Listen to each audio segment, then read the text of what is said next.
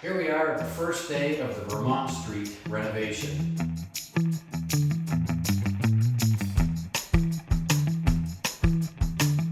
Here we are going to do not a ton, but we are going to take this bearing wall and beam out. We're going to take the bulkhead out here. We are going to build built-ins in here. This is the living room, and so we'll have a TV all surrounded with nice cabinetry.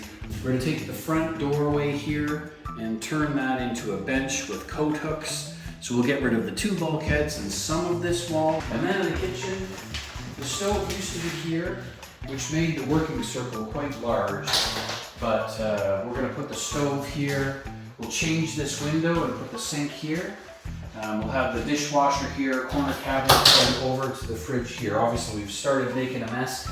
I've just gotten out of the attic trying to move some insulation out of the way, so I might be a little bit damp, but I'm excited about what the change is going to bring here.